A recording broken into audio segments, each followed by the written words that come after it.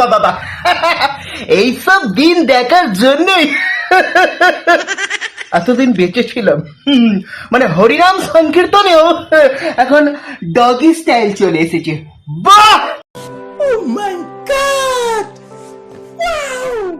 মানে যে কোনো জিনিসের একটা লিমিট থাকা দরকার, কিন্তু সব লিমিটই ক্রস হয়ে যাচ্ছে।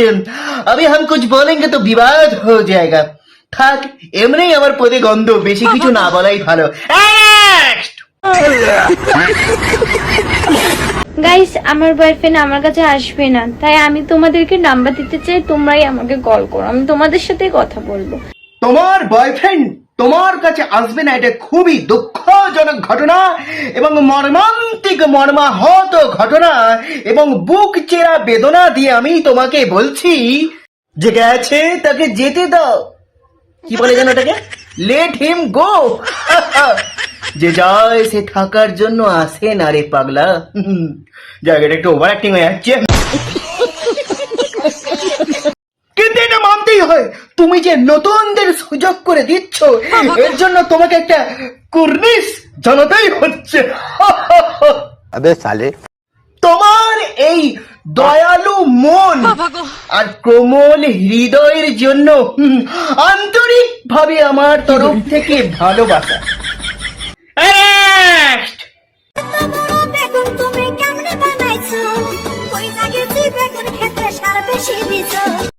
দেখো বৌদি, এই দিক থেকে তুমি বড়ই ইন্টেলিজেন্ট, কারণ ধরে ফেলাইছো যে বেগুনে সার দেওয়া হয়েছে, তাই বেগুন লম্বা হয়েছে। मालिक बस बहुत हो गया। ভালো ফলন হবার জন্য জমিতে সার দেওয়া প্রয়োজন। জমিতে যদি সার না দাও, ভালো ফলন ফলবে কি করে? তবেই তো লোকের নজর কাড়া ফলন হবে, তাই নয় কি?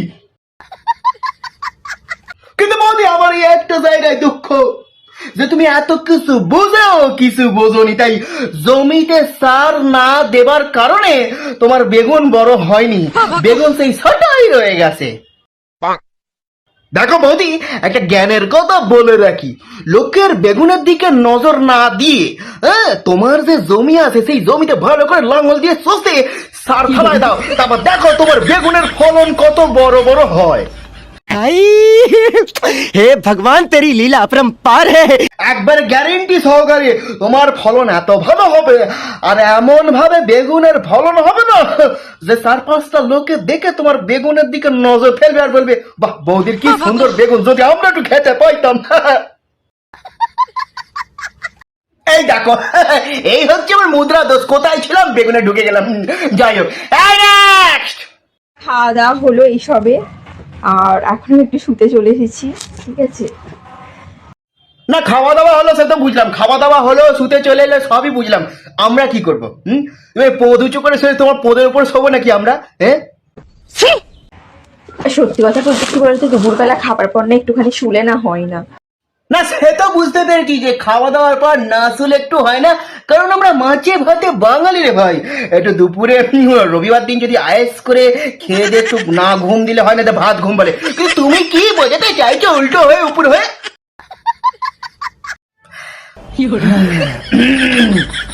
এক্ষুনি কিছু জ্ঞান পাপীর লোক এসে বলবে আপনার মুখের ভাষা ঠিক করুন।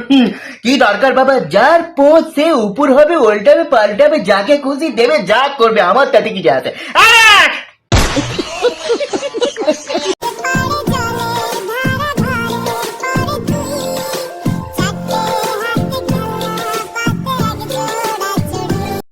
এই ভিডিওটা দেখে, বৌদির ভিডিওটা দেখে না আমার পুরনো দিনের কিছু কথা মনে পড়ে গেল। আমার ঠাকুমা যখন বেঁচে ছিলেন তখন আমাদেরকে বলেছিলেন, মানে আমাদের মায়েদের কাকিমাদের বলেছিলেন যে এই ছাদে যারা কাপড় মেলতে আসবে তাদেরকে মেলতে দিও বৌমা। मालिक बस बहुत हो गया। ব্যাপারটা একটু কষ্ট করে বলি, তাহলে তোমাদের বুঝতে কষ্ট হবে না। ব্যাপারটা হচ্ছে, আমাদের না একতলা ছাদ ছিল, আর পাড়ায় যত কাকিমা জেঠিমারা থাকতো, বৌদিরা থাকতো, ঠাকুমা বলতো যে ওরা এসে আমাদের ছাদে, ছাদ তো বড়, মেলুক কাপড়। তো পরবর্তীকালে এই একতলার উপরে আর একতলা বানানো হয়। তো এখনো কিন্তু সেই প্রথাটা রয়ে গেছে যে আমাদের ছাদে লোকজন এসে কাপড় জামা মেলে যায়, আবার শুকিয়ে গেলে নিয়ে যায়। কিন্তু ব্যাপারটা তো অন্য। আমি জন্ম থেকে নিয়ে পাশের বাড়ির কোনো এরকম তো বৌদি দেখিনি। বাড়ির ফ্যাটা ভাঙা বৌদি যদি এরকম একটা পাশের বাড়িতে থাকতো, আমাদের ছাদে কাপড় মেলতে আসতো, উফ, মানে দিলটা গার্ডেন হয়ে যেত এই আর কি।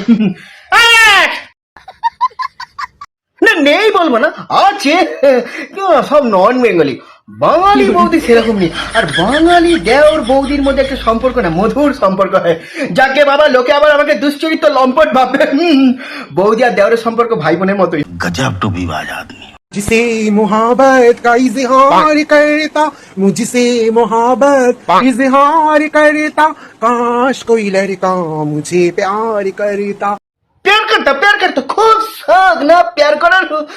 মানে এইসব ভিডিও দেখে আমি কে বলবো না যে মানে আই এম টোটালি স্পিচলেস। মনে হচ্ছে না মুখের মধ্যে প্রত্যেক এরকম ঘষে দিতে বললে তবে গিয়ে শান্তি। মানে কোনো কাজকর্ম নেই না, আমার ভাবতেও অবাক লাগে, মেয়েরা দিন দিন ছেলে হয়ে যাচ্ছে আর ছেলেরা দিন দিন মেয়ে হয়ে যাচ্ছে। এটাও কিছু জ্ঞান পাপি লোকজন এসে বলবে, দাদা ও তো সমকামী, তুমি কেন এরকম করে বলছো? অনেক ছেলে মেয়ে না, মানে ছেলেরা না ইচ্ছা করে এরকম করে। অনেকেই এখন লাইক ভিউ শেয়ার সাবস্ক্রাইব পাওয়ার জন্য এইসব করে থাকে। তো যাই হোক বাবা, এইসব বলে লাভ নেই, সত্য তো না যাচাই করে তো কিছু বলে লাভ নেই। আমি আশীর্বাদ করছি বোন, তোমার খুব শীঘ্রই একটা প্যার হোক। Next! ভেবেছিলাম আর রোস্টিং ভিডিও বানাবো না, কিন্তু তাও বানালাম। এটা কিন্তু সিরিয়াস বলছি, হ্যাঁ একটু মন দিয়ে শোনো, সবটাই আর কি মারি না আমি। मालिक बस बहुत हो गया। তার কারণটা কি অন্য ভিডিওতে বলছি। আজকের ভিডিও এই পর্যন্ত, দেখা হচ্ছে পরবর্তী অন্য কোনো ভিডিওতে। ততক্ষণের জন্য টাটা, গুড বাই। তোমরা সবাই হালকা করে টিপে দিও মানে লাইক বাটনটা। আমিও কেমন যেন হয়ে যাচ্ছি।